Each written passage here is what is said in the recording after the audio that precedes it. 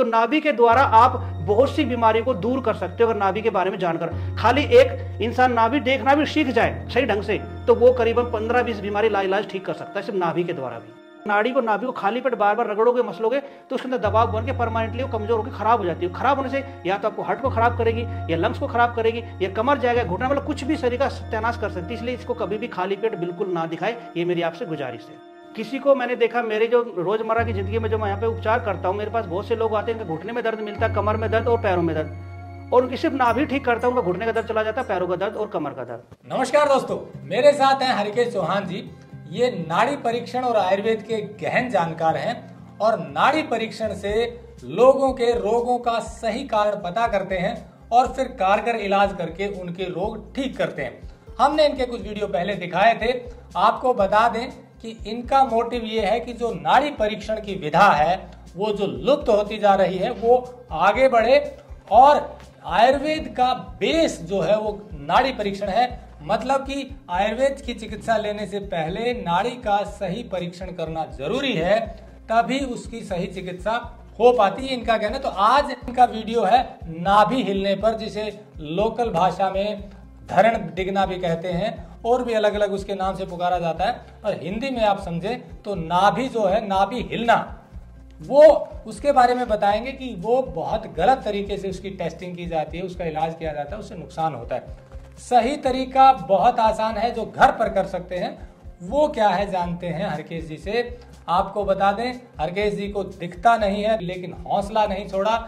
आयुर्वेद की पढ़ाई की, नाड़ी परीक्षण का अध्ययन किया और आज सफलतापूर्वक बिना लगभग नगण्य दवाइयों से गंभीर बीमारियों का इलाज करते हैं। तो आज इनसे नाभि के बारे में बात करेंगे। इनका कहना है कि नाभि डिगने से, या जिसे कथित तौर से कई प्रॉब्लम होती है, लेकिन उसका इलाज बहुत आसान है। क्या है वो, चलिए जानते हैं हरकेश जी। टेक्निकल फार्मिंग चैनल को सब्सक्राइब करें और बेल आइकन भी दबाएं ताकि आगे आने वाले वीडियो की नोटिफिकेशन आपको मिलती रहे। नमस्कार जी। नमस्कार सर जी। आपने बताया कि जो नाभि है वो हिलती है, जिसे कहते हैं, उसका जो लोग कई बार मालिश करवाते हैं पेट की या और इलाज करवाते हैं, सही तरीका क्या है? सबसे पहले बताइए, नाभि हिलना एक्चुअली प्रॉब्लम क्या है? नाभि क्या है? हमारे शरीर का आधार है। जैसे आयुर्वेद का आधार नाड़ी परीक्षण है, वैसे हमारे शरीर का आधार नाभि है। नाभि से अगर आप एक रस्सी के द्वारा नापो तो जितना ही शरीर ऊपर है उतना ही नीचे है, मतलब बीच का केंद्र बिंदु है। इसको अमृत कलश भी बोला जाता है। आयुर्वेद में इसका नाम मणिपुर चक्कर है, कहीं भी नाभि चक्कर नहीं लिखा हुआ। कि मणिपुर मतलब हमारे पूरे शरीर की ताकत यहीं से ही जनरेट होती है। जब शुरू में एक भ्रूण गर्भ में जाता है तो सबसे पहले नाभि का ही क्षेत्र विकसित होता है, जिसे हम धरण बोलते हैं लोकल वर्ड में। उसी के द्वारा उसको ओढ़नाल भी बोल दिया जाता है, इंग्लिश में उसको अम्बिलिकल कोर बोलते हैं। तो उसी के द्वारा बच्चा जो पेट में गर्भ में होता है तो खाना लेता है और बाहर निकालता है। कुछ भी लगा लो, सब कुछ, ऑक्सीजन भी लेना, सांस भी लेना, आपके दिल की धड़कन का, खाना पीना, लेटरिन, पेशाब, सब कुछ एक हमारी नाभि ही करती है, जिसे हम ओढ़नाल बोल देते हैं। और मजे की बात देखो, सबसे पहले गर्भ में यही जाता है और मरणोपरांत 6 घंटे तक भी हमारे शरीर में धड़कती रहती है। उसके बाद ये प्राण को त्याग देती है और शरीर बिल्कुल खत्म हो जाता है। तो नाभि को समझना बहुत जरूरी है।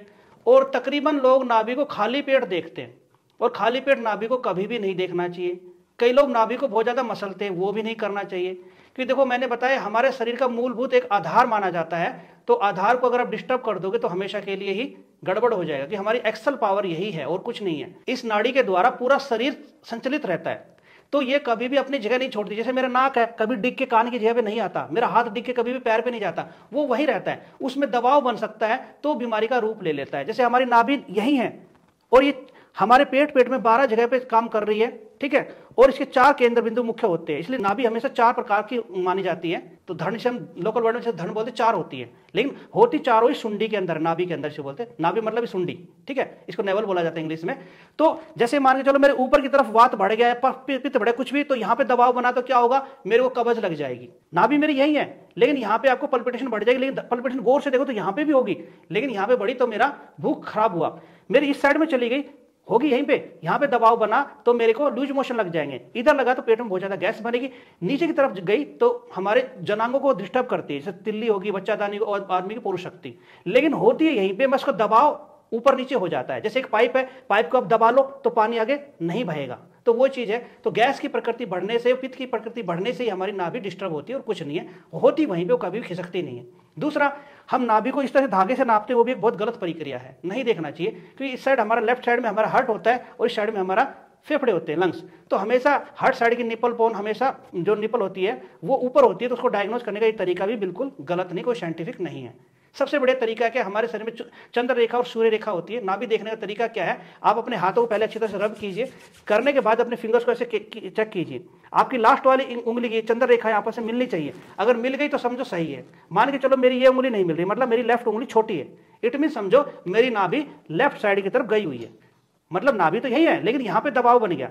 तो फिर हम क्या करेंगे, या तो आप क्या करो, मुट्ठी बंद करके यहाँ हाथ पकड़ो, हाथ को 8-10 बार से झटका मारो, उस वक्त नाप के देखिए आपकी धड़ बिल्कुल बराबर मिलेगी।